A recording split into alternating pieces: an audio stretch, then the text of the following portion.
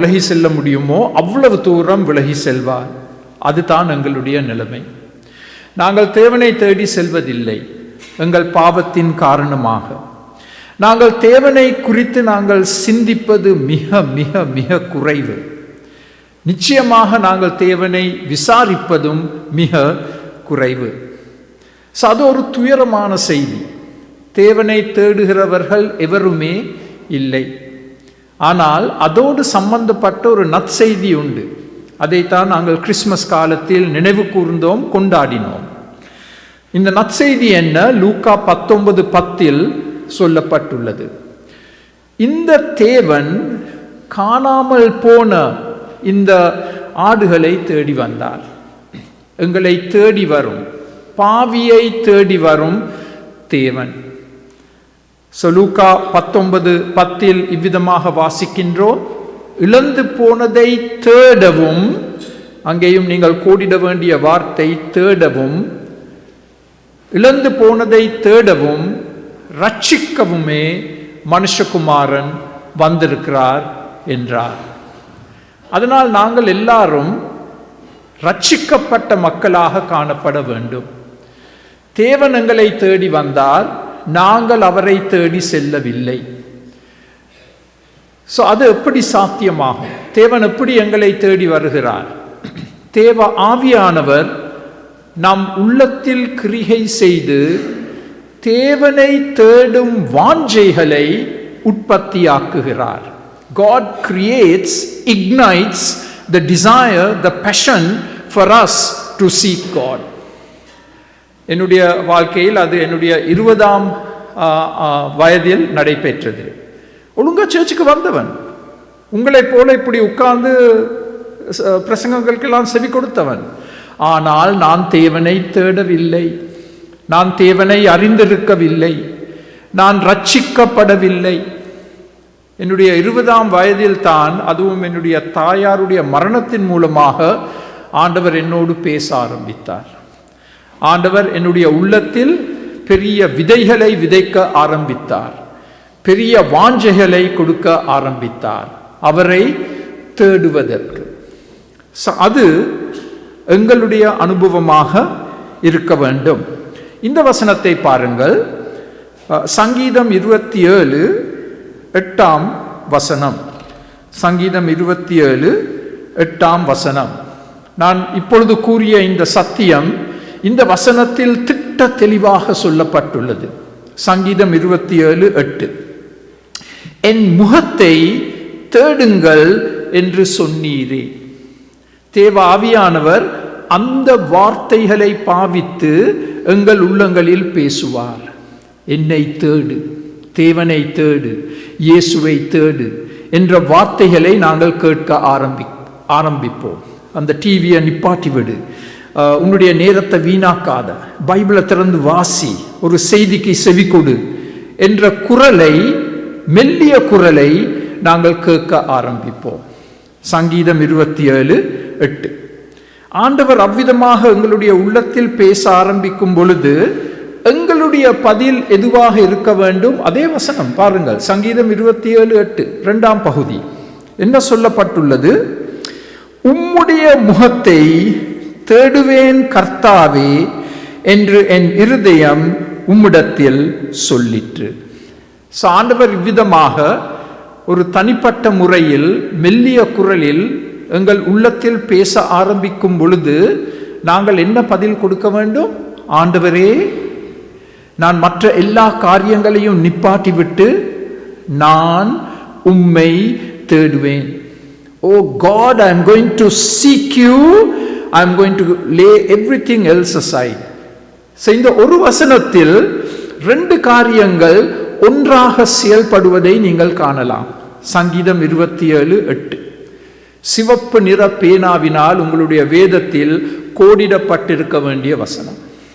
தேவன் எங்களோடு பேசுவார் தனிப்பட்ட முறையில், மெல்லிய குரலில். நாங்கள் என்ன பதில் கொடுக்க வேண்டும்? ஆண்டவரே, நான் உம்மை தேடுவேன். இப்பொழுது தேவனை தேடுவது என்று சொன்னால் அதன் அர்த்தம் என்ன? என் வாழ்க்கையில் தேவனுக்கு முதலிடம் கொடுப்பது. So giving God first place in my life, that constitutes seeking God. என்னுடைய உத்தியோகத்துக்கு அல்ல, குடும்பத்துக்கு அல்ல, தேவனுக்கு முதலிடம் நான் கொடுக்க போகிறேன். என்னுடைய பொழுதுபோக்குகளுக்காக அல்ல. I am going to give God first place in my life. மாத்திரமல்ல, தேவனை தேடுதல் என்று சொன்னால் ஒரு வாக்கியத்தில் சொல்ல போனால், தேவ பிரசன்னத்திற்குள் பிரவேசித்து அங்கே ஆண்டவருடைய முகத்தை தரிசித்து அவரோடு ஒரு நெருங்கிய உறவு ஐக்கியம் வைப்பது, அதுதான் தேவனை தேடுதல். உங்களுக்கு இந்த PDF எங்களுடைய வாட்ஸ்அப் குரூப்பில் போடப்பட்டிருக்கும். தயவு செய்து திரும்பவும் இதை பாருங்கள்.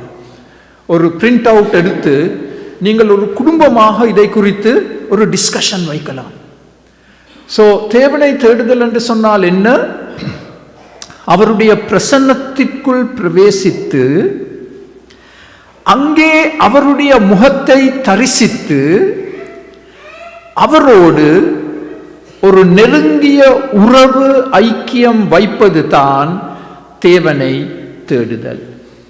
சும்மா ஆண்டவருக்கு 5 நிமிஷம் கொடுப்பது அது தேவனை தேடுவது அல்ல. That is giving God leftovers. India, இலங்கையில் நாங்கள் எங்கள் நாய்க்கு என்ன கொடுப்போம்? நாங்கள் நல்லா சாப்பிட்டு முடிஞ்ச பிறகு மிகுதியா இருக்கும் உணவைத்தான் நாய்க்கு நாங்கள் வீசுறோம். அது வாழை ஆட்டிக்கொண்டு அதை கவ்வி பிடிச்சு அதை சாப்பிடுது. கோழி முட்கள் எல்லாம் நாங்கள் நல்லா உறிஞ்சிய பிறகு அதை வீசுறோம் நாய்க்கு. We are giving the dog the leftovers. துக்கமான காரியம். நாங்களும் அவ்விதமாகத்தான் ஆண்டவரோடு உறவு வைத்திருக்கிறோம். மற்ற எல்லா காரியங்களையும் முடிச்ச பிறகு 5 நிமிஷம் இருக்கு, அது ஆண்டவருக்கு நான் கொடுக்க போறேன். அந்த நிமிஷமும் சரியா களைப்படைந்து என்று குரட்டை போட்டு தான் ஆண்டவருக்கு 5 நிமிஷத்தை கொடுக்கிறோம். இதுதான் என்னுடைய சரித்திரம் ஐயா, இது என்னுடைய சரித்திரம். ஸோ நான் உங்களை குற்றப்படுத்த இல்லை. This was me. ஒரு காலத்தில் நான் இப்படித்தான் செயல்பட்டேன். ஸோ திரும்ப ஒரு முறை சொல்ல போறேன்.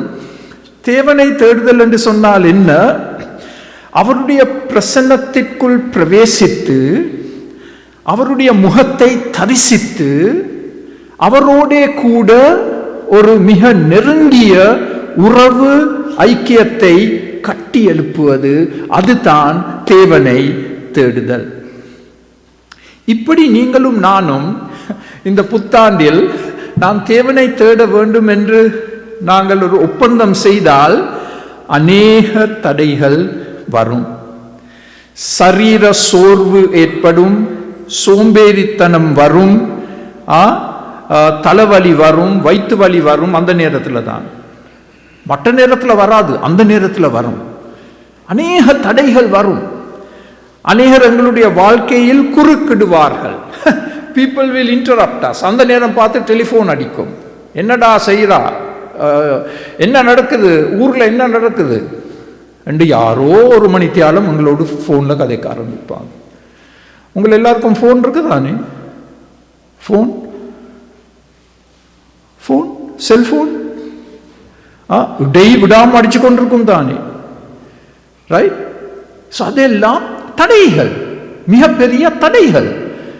நாங்கள் எங்களை ஆண்டவருக்கு ஒப்புக் கொடுக்கும் பொழுது, அவரை நாங்கள் தேட வேண்டும் என்று ஒப்புக் கொடுக்கும் பொழுது என்ன நடக்கும்? பிசாசு தாக்க ஆரம்பிப்பான். குடும்ப சமாதானம் சீர்குலைந்து போகும். கணவன் மனைவிக்கு இடையே சண்டை ஏற்படும். பெற்றோர் பிள்ளைகளுக்கு இடையில் சண்டைகள் ஏற்படும். இதெல்லாம் பிசாசின் தாக்குதல்கள். அவற்றை நாங்கள் மேற்கொள்ள வேண்டும். இன்னும் ஒரு அருமையான வசனம் தேவனை தேடுதல் என்று சொல்லும் பொழுது, சங்கீதம் 55:6 சங்கீதம் 55:6. இந்த வசனத்தில் சொல்லப்பட்டுள்ளது, கர்த்தரை கண்டடையத்தக்க சமயத்தில் அவரை தேடுங்கள், அவர் சமீபமாய் இருக்கையில் அவரை நோக்கி கூப்பிடுங்கள். கர்த்தரை கண்டடையத்தக்க சமயம் என்று சொன்னால் என்ன சமயம்? ஆண்டவர் ஒரு பிரசங்கத்தின் மூலமாக எங்களோடு பேசிக்கொண்டிருக்கிறார். வேத புத்தகத்தின் மூலமாக எங்களோடு பேசிக்கொண்டிருக்கிறார். ஒரு தியான புத்தகத்தின் மூலமாக பேசிக்கொண்டிருக்கிறார். ஒரு அருமையான அர்த்தமுள்ள பாட்டின் மூலமாக பேசிக்கொண்டிருக்கிறார். ஒரு நண்பனோடு பேசிக்கொண்டிருக்கிறார். அதுதான் ஆண்டவர் எங்களை கண்டடையும் நேரம். நான் பிரைட்வுட் மாலில் ஆண்டவரை அறியாத ஒருவரோடு கிட்டத்தட்ட ஒரு மணித்தியால நேரத்தை செலவழித்து அவரை ஆண்டவர் பக்கத்தில் திசை திருப்ப வேண்டும் என்ற நோக்கத்தோடு கதைச்சு கொண்டிருந்தேன். அப்போ அவர் ஒரு கட்டத்தில் எனக்கு சொன்னார், ஐயா பாருங்கள், இங்கே எங்களை சுற்றி எவ்வளோ மக்கள் உட்கார்ந்து கொண்டிருக்கிறாங்க, நல்லா ஜாலியாக இருக்கிறாங்க, உலக பிரகாரமான காரியங்களை கதைச்சு கொண்டிருக்கிறாங்க. நீங்கள் என்னுடைய கவனத்தை நித்திய உலகத்திற்கும் கர்த்தராகிய இயேசு கிறிஸ்துவை குறித்தும் திசை திருப்பிக் கொண்டிருக்கிறீர்கள். அதற்காக நன்றி. அதுதான் கர்த்தரை கண்டடையக்கூடிய நேரத்தில் அவரை நாங்கள் கண்டடைய வேண்டும். யாரோ எங்களோடு கதைக்கிறாங்க, ஆண்டவரை குறித்து நாங்கள் செவி கொடுக்கிறோமா? நாங்கள் அதை கவனமாக சிந்திக்கிறோமா? அதன்படி நாங்கள் செயல்பட எங்களை ஒப்பு கொடுக்கிறோமா? அதுதான் கர்த்தரை கண்டடையக்கூடிய சமயத்தில் நாங்கள் அவரை தேட வேண்டும். When God is that close to us and He is speaking so intimately with us, that's the time that we must commit ourselves to seeking God. So இதெல்லாம் ஒரு அறிமுக வார்த்தைகள், இன்ட்ரோடக்ஷன், அறிமுக வார்த்தைகள். ஆண்டவர் நிச்சயமாக இந்த புதிய வருடத்தில் தனிப்பட்ட முறையிலும் ஒரு குடும்பமாக எங்களோடு இடைப்படுவார். God will intervene in our life. God will interrupt our life. அது நிச்சயம். நாங்கள் எவ்வளவு பெரிய திட்டங்களை எங்கள் வாழ்க்கைக்கு வைத்திருந்தாலும் ஆண்டவர் குறுக்கிடுவார். நான் ஒரு எழுத்தாளனாக வர மிகவும் விருப்பப்பட்டேன். அதுவும் I wanted to be a criminologist. I wanted to do criminal journaling. But God interrupted my life. I want you. I need you. நீ எனக்காக ஊழியம் செய்ய வேண்டும், என் குடும்பத்தில் சேர்ந்து கொள், ஜாயின் மை டீம் என்று ஆண்டவர் என்னோடு பேசினார். 1973 ஆண்டு அதற்கு நான் சம்மதம் கொடுத்தேன். மிகப்பெரிய பயத்தோடு. என்னுடைய வகுப்பில் இருந்தவர்கள் எல்லாரும் இப்போ டாக்டராக படித்து கொண்டிருக்கிறாங்க, அக்கௌண்டண்ட்டாக படித்து கொண்டிருக்கிறாங்க. அப்போ அவங்க என்னைய சந்திக்கும் பொழுது கேட்பாங்க, என்னடா நீ செய்கிறா? நான் ஒரு ஊழியக்காரனா? என்ன சமூக தொண்டுகரா? இல்லை, சமூக தொண்டுகர் இல்லை, ஆண்டவருடைய செய்தியை பரப்பும் ஒரு ஊழியக்காரன். அவர்கள் எனக்காக பரிதபித்தார்கள். நான் இலங்கையை விட்டு கனடா வரும் வரைக்கும் ஒரு பைசிக்கலில் போய்தான் ஊழியம் செய்தேன். என்னுடைய நண்பர்களுக்கெல்லாம் புத்தம் புதிய கார்கள். அதுதான் என்னுடைய ஆரம்பம். ஸோ நீங்கள் ஆண்டவருக்கு ஓம் என்று சொன்னால் ஒரு சொகுசான வாழ்க்கை வராது. நாங்கள் புகையிரதத்தில் பிரயாணம் செய்யும், நீண்ட தூரம் பிரயாணம் செய்யும் பொழுது சீட்டுக்கு அடியில் படுக்கிறது முழு இரவும். ஏனென்றால் அடுத்த நாள் காலையில் நாங்கள் ஊழியம் செய்ய வேண்டும், தூங்கிக் கொண்டிருக்க முடியாது. அதனால் அந்த சீட்டுக்கு அடியில் சீட்டில் உட்கார்ந்துருக்கவங்க எல்லாம் தங்களோட காலை வச்சு உதைப்பாங்க. அப்படியெல்லாம் அடி வாங்கி அது எங்களுடைய ஆரம்ப நாட்கள். விளங்குதா சொல்றது? So God is seeking us. He wants to interrupt our life, interrupt our plans. He wants us to seek Him and to serve Him. So இதை நாங்கள் எப்படி செய்யலாம்? மிக சுருக்கமாக வேகமாக 10 காரியங்களை சொல்ல போகிறேன்.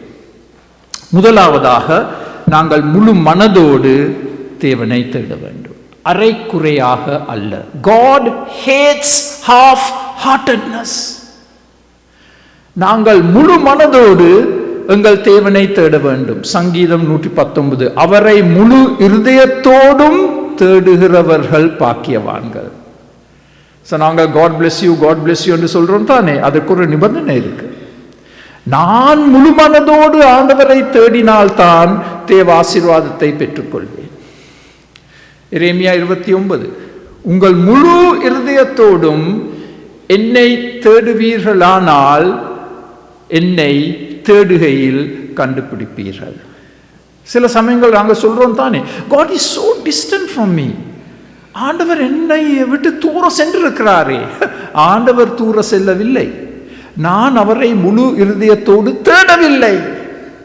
That's why God seems so far away and so distant. அது முதலாம் நிபந்தனை. முழு மனதோடு கவன சிதறல் இல்லாமல் இந்த புத்தாண்டில் நாங்கள் ஆண்டவரை தேட வேண்டும். இரண்டாவது, மனம் திரும்புதலோடு. ஏசாயா 55 6ஆம் வசனத்தை வாசித்தோம். இப்போ 7ஆம் வசனத்தை பாருங்கள். துன்மார்க்கன் தன் வழியையும் அக்கிரமக்காரன் தன் நினைவுகளையும் விட்டு கர்த்தரிடத்தில் திரும்ப கடவன்.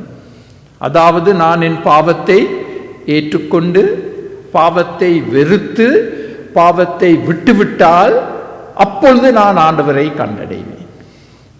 பாவத்தோடு விளையாடிக்கொண்டு நான் ஆண்டவரை கண்டடைய முடியாது. அருமையானவர்களே, இந்த புத்தாண்டில் நாங்கள் எல்லாரும், நான் உட்பட, நாங்கள் விட்டு விட வேண்டிய சில காரியங்கள் இருக்கு. There are some things that we have to let go and to release. ஏதோ ஒரு பாவம் என்னை வீழ்த்தி கொண்டே இருக்கும், ஏதோ ஒரு பாவம், அது உங்களுக்கு தெரியும். மனம் திரும்புதல், மனம் திரும்புதல் தான் ஆசீர்வாதத்தை கொண்டு வரும். A change of mind that brings about a change of lifestyle, that brings about a changed destiny. That's the definition of repentance. மனம் திரும்புதல் என்று சொன்னால் என்னுடைய மனதில் மாற்றங்கள் ஏற்பட வேண்டும், என்னுடைய வாழ்க்கையில் மாற்றங்கள் ஏற்பட வேண்டும். அப்பொழுது ஆண்டவர் எனக்கு ஒரு அருமையான எதிர்காலத்தை வைத்திருப்பார். அது இரண்டாம் நிபந்தனை, மனம் திரும்புதல். மூன்றாம் நிபந்தனை, எப்பொழுதும் இடைவிடாமல் நித்தமும் ஆண்டவரை நாங்கள் தேட வேண்டும். சகோதரன் இந்த வசனத்தை வாசித்தார் ஆரம்பத்தில். சங்கீதம் 105 4ஆம் வசனம், கர்த்தரையும் அவர் வல்லமையையும் நாடுங்கள், அவர் சமூகத்தை நித்தமும் தேடுங்கள். எவ்வளவு பெரிய சவால்! வாரத்துக்கு ஒரு முறை ஆண்டவரை தேடுவதே ஒரு பெரிய சவால். அது உங்களுக்கு தெரியும், எனக்கு தெரியும். ஆனால் இங்கே சொல்லப்பட்டுள்ளது, எப்பொழுதும் இடைவிடாமல் நித்தமும் நாங்கள் ஆண்டவரை தேட வேண்டும். How much of time we waste, isn't it? எவ்வளவு நேரத்தை நாங்கள் வீணாக்குகிறோம், எவ்வளவு நேரத்தை நாங்கள் வீணாக்குகிறோம் அனாவசியமற்ற காரியங்களினால். Right? So let's make a commitment. இந்த புத்தாண்டில் நான் நேரத்தை வீணாக்க மாட்டேன். 5 நிமிஷம் இங்க கிடைச்சா, 5 நிமிஷம் அங்க கிடைச்சா, என் கையில் வேத புத்தகம் இருக்கும், அதை திறந்து நான் அதை வாசித்து அதை தியானித்து நான் தேவனை தேட போகிறேன். அது மூன்றாம் நிபந்தனை. இப்பொழுது நான்காம் நிபந்தனை, இதெல்லாம் வேதத்திலிருந்து, இது என்னுடைய கருத்துக்கள் அல்ல. நான்காவது, அதிகாலையில் நான் தேவனை தேடுவேன். அதிகாலையில். சங்கீதம் 63, தேவனே நீர் என்னுடைய அதிகாலமே உம்மை தேடுகிறேன். அதிகாலை என்ற வார்த்தையை கோடிட்டுக் கொள்ளுங்கள். Right? The early bird gets the worm. எந்த பறவைக்கு அந்த புழு கிடைக்கும்? அதிகாலையில் செயல்படும் பறவை. அதிகாலையில் எழும்பி நாங்கள் தேவனை தேடினால் அதில் ஒரு விசேஷித்த தன்மை இருக்கின்றது. அதிகாலையில் எங்களுடைய மைண்ட் நல்லா ஃப்ரெஷ்ஷாக இருக்கு, தெளிவாக இருக்கு, நன்றாக சிந்திக்கக்கூடிய நிலைமையில் இருக்கின்றது. அப்படிப்பட்ட நேரத்தில் நாங்கள் தேவனை தேட வேண்டும். மார்க் 1:35, கர்த்தராகிய இயேசு கிறிஸ்து தலை சிறந்த உதாரணம். அவர் அதிகாலையில் இருட்டோடே எழுந்து புறப்பட்டு வனாந்திரமான இடத்திற்கு போய் அங்கே ஜெபம் பண்ணினார், தம்முடைய பரம பிதாவோடு உரையாடினார். அதிகாலையில் தனிப்பட்ட இடத்தில், அமைதியான இடத்தில் தம்முடைய பரமபிதாவை தேடினார். ஸோ அதிகாலையில் தேவனை தேடுவோம். ஐந்தாவது, இரவில் எங்கள் தேவனை நாங்கள் தேட வேண்டும். பகல் நேரத்தில் எங்களுக்கு வேலை இருக்கு, சமையல் செய்ய வேண்டும், பிள்ளைகளை கவனிக்க வேண்டும். ஸோ அதிகாலையில் நாங்கள் தேவனை தேடலாம். இரவு நேரத்தில் கண்டிப்பாக தேவனை தேட வேண்டும். சங்கீதம் 119, உமது நீதியான நியாய தீர்ப்புகளின் நிமித்தம் உம்மை துதிக்கும்படி பாதி ராத்திரியில் எழுந்திருப்பேன். பாதி ராத்திரியில் என்று சொன்னால் நள்ளிரவில். நான் நள்ளிரவில் அலாம் கிளாக்கை வைத்து நான் எழும்பப் போகிறேன் தேவனை சந்திப்பதற்காக. புது தினத்தை நான் வரவேற்கப் போகிறேன் தேவனை துதிப்பதின் மூலமாக. நான் பொதுவாக எப்பொழுதும் அதிகாலையில் 3 மணிக்கு எழும்புவேன். ஏதோ ஒரு காரணத்துக்காக எழும்புவேன். எழும்பும் பொழுது என்னுடைய எண்ணங்கள் எல்லாம் ஆண்டவர் மேல்தான் செல்லும். அப்பொழுது நான் கொஞ்சம் நேரம் எடுத்து ஆண்டவரை துதிப்பேன், என்னை ஒப்பு கொடுப்பேன், ஆண்டவருக்கு நன்றி செலுத்துவேன். ஸோ எந்த நேரமாக இருந்தாலும் அந்த நள்ளிரவு நேரத்தில் எழும்பி ஆண்டவரை துதிப்பது ஒரு நல்ல ஒழுக்கமாக எங்கள் வாழ்க்கையில் காணப்பட வேண்டும். It must become a discipline in R life. இந்த வசனத்தை பாருங்க, ஏசாயா 26. இப்படிப்பட்ட வசனங்கள் பைபிளில் இருக்கே என்று அநேகருக்கு தெரியாது. என் ஆத்துமா இரவிலே சோறு சாப்பிட வாஞ்சிக்கின்றது. அப்படியா சொல்லியிருக்கு? 1-2 பேர் தான் இருக்கிறீங்க, மற்றவங்களுக்கு என்ன நடக்குதுன்னு கூட தெரியாது. திரும்ப வாசிப்போம். என் ஆத்துமா இரவிலே பீட்சா சாப்பிட வாஞ்சிக்கின்றது. If you are a youth. இல்ல, திரும்ப வாசிப்போம். என் ஆத்துமா இரவிலே, இப்ப நீங்க சொல்லுங்க, உம்மை வாஞ்சிக்கின்றது. Oh God, I desire you in the night time. படுக்க போவதற்கு முன்பு என் ஆத்துமா உம்மை வாஞ்சிக்கின்றது. ஏசாயா 26:9. இவற்றையெல்லாம் குறித்து வைப்பீர்களா உங்களுடைய பைபிள்ல? திடீரென்று உங்களோட வீட்டு சந்திப்புக்கு வரும் பொழுது உங்களோட பைபிள் எடுத்து பார்க்க போறேன். பைபிள் இருந்தா வீட்டில், ஐயோ பைபிள் களவு போயிட்டு பாஸ்டர், இப்போ புது பைபிள் வாங்குங்க. ஓகே, பைபிளை யாரும் களவு செய்ய மாட்டாங்க. 6ஆம் நிபந்தனை, ஏகமாய் அழுது ஆண்டவரை தேடுங்கள். எரேமியா 50:4 வசனம். அந்நாட்களிலும் அந்த காலத்திலும் இஸ்ரவேல் புத்திரர் வருவார்கள், அவர்களும் யூதா புத்திரரும், சிவப்பு பேனா, ஏகமாய் அழுது நடந்து வந்து தங்கள் தேவனாகிய கர்த்தரை தேடுவார்கள். ஏகமாய் அழுவார்கள் என்று சொன்னால் தேம்பி தேம்பி அழுவார்கள். இவ்வளவு காலமாக நாங்கள் ஆண்டவரை கைவிட்டோம், இவ்வளவு காலமாக ஆண்டவரை மறந்து விட்டோம், இவ்வளவு காலமாக நாங்கள் சுயாதீனமாக செயல்பட்டோம். எவ்வளவு பெரிய முட்டாள்கள் நாங்கள்! இப்பொழுது நாங்கள் ஒரு நொறுங்குண்ட உள்ளத்தோடு நாங்கள் தேவனை தேடப் போகிறோம்.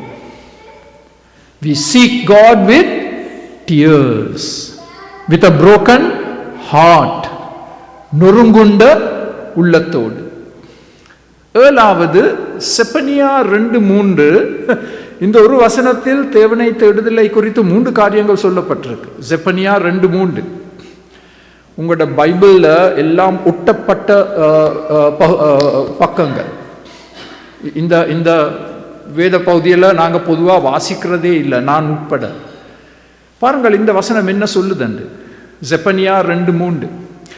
தேசத்தில் உள்ள எல்லா சிறுமையானவர்களே, கர்த்தருடைய நியாயத்தை நடப்பிக்கிறவர்களே, அவரை தேடுங்கள். சின்ன பிள்ளைகள் தொடக்கம் வயது வந்தவர்கள், நீதிமன்றங்களில் வேலை செய்பவர்கள், நீங்கள் எல்லாரும் தேவனை தேட வேண்டும். நீதியை தேடுங்கள், மனத்தாழ்மையை தேடுங்கள். மனத்தாழ்மையை தேடுங்கள். நாங்கள் எப்படி ஆண்டவரை தேட வேண்டும்? மனத்தாழ்மையோடு. ஏன் மனத்தாழ்மையோடு? எங்கள் எல்லாருடைய வாழ்க்கையிலும் மாற்றப்பட வேண்டிய காரியங்கள் இருக்கு. We all have areas in our life that we have to change. நாங்கள் மாற்றப்பட வேண்டிய காரியங்கள் எங்கள் எல்லாருடைய வாழ்க்கையிலும் இருக்கு. அதை நாங்கள் ஏற்றுக்கொள்ள வேண்டும். அதற்கு மனத்தாழ்மை மிக அவசியம்.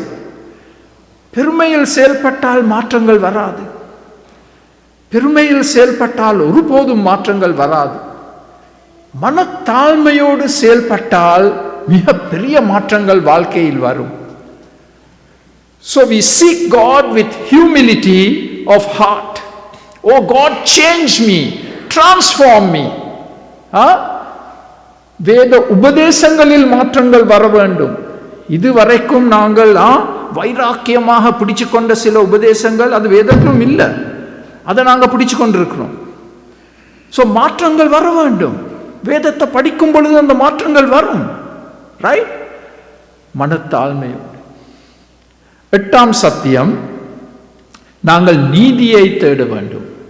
அதே செப்பனியா 2:3 சொல்லப்பட்டுள்ளது, நாங்கள் நீதியை தேட வேண்டும். மத்தேயு 6:33 நன்றாக தெரிஞ்ச வசனம். தேவனுடைய ராஜ்யத்தையும் அவருடைய நீதியையும் முதலாவதாக நாங்கள் தேட வேண்டும். நீதியை தேடுதல் என்று சொன்னால் என்ன? அதன் அர்த்தம் என்ன? ஒரு நீதியுள்ள வாழ்க்கை, நேர்மையான வாழ்க்கை, ஒரு பரிசுத்தமான வாழ்க்கை. ஆண்டவரை தேடினால் அந்த விளைவு என்ன? எங்களிடத்தில் ஒரு நேர்மையான வாழ்க்கை காணப்படும், ஒரு பரிசுத்த வாழ்க்கை காணப்படும். அசுத்தங்கள் எல்லாம் நீக்கப்படும். தானாகவே அது எங்கள் வாழ்க்கையிலிருந்து விழுந்து போகும். அட்டைகள் எங்கள் தோளில் தொட்டுக்கொண்டால் நாங்கள் என்ன செய்வோம்? சோப் தண்ணி போடுவோம், உப்பு தண்ணி போடுவோம். அப்ப அந்த அட்டை தானாகவே கீழே விழுந்து விடும். அதே போல் தேவனை தேடினால் அட்டை போல் எங்களை தொத்திக் கொண்டிருக்கும் காரியங்கள் எங்களை விட்டு நீங்கும். பாவங்கள் எங்களை விட்டு நீங்கும். நாங்களே ஆச்சரியப்படுவோம். உங்களோட மனைவி ஆச்சரியப்படுவாங்க, அத்தான்ல இவ்வளவு பெரிய மாற்றங்களை நான் அவதானித்திருக்கிறேன். முன்னால பைபிள் வாசித்தல் என்று சொன்னால் அவர் என்ன சொல்வார்? நீ வாசி என்று அவர் கை ரெண்டையும் எப்படி வச்சுக்கொள்வார். இப்ப அவர் பைபிளை எடுத்து வாசிக்கிறார். அவர் பிரசங்கம் கூட கொடுக்கிறார். வீட்டில் பிரசங்கம் கூட கொடுக்கிறார். அத்தான் 5 நிமிஷம் போதும் என்று சொல்ல அவர் 15 நிமிஷம் பிரசங்கம் கொடுக்கிறார். அதுதான் மாற்றங்கள். Those are the changes. உங்களுக்கு தெரியுமா, நான் அத்தான் என்று சொன்னால் கணவர் தான் வீட்டின் ஆசாரியன். The husband is the priest of the house. You are called to be the leader. நீங்க தான் தலைவர், ஆவிக்குரிய தலைவர். மனைவி செய்யட்டும் என்று சொல்ல முடியாது. ஆண்டவர் உங்களிடம் என்னிடம் கணக்கு கேட்பார். ஓகே? ஸோ மனத்தாழ்மையோடு, 8வது நேர்மையோடு, 9வது இது ஒரு சந்தோஷமான காரியம். 9ஆம் காரியம், எப்படி நாங்கள் ஆண்டவரை தேட வேண்டும்? மன மகிழ்ச்சியோடு. மன மகிழ்ச்சியோடு ஆண்டவரை தேடுவோம். 1 நாளாகமம் 16ஆம் அதிகாரத்தில் அவருடைய பரிசுத்த நாமத்தை குறித்து மேன்மை பாராட்டுங்கள், கர்த்தரை தேடுகிறவர்களின் இருதயம் மகிழ்வதாக. யாரோ ஒருவர் ஆண்டவரை தேடி இருக்கிறார் என்பதற்கு அடையாளம் என்ன? மன மகிழ்ச்சி, பரம சந்தோஷம். How do we know that someone is a seeker of God? There will be the joy of the Lord in their heart. தேவனுடைய சந்தோஷம், பரம சந்தோஷம் அவர்களுடைய உள்ளத்தில் காணப்படும். முகத்தில் கூட நாங்கள் அதை அடையாளம் கண்டு கொள்ள முடியும். 10வது அர்ப்பணிப்போடு.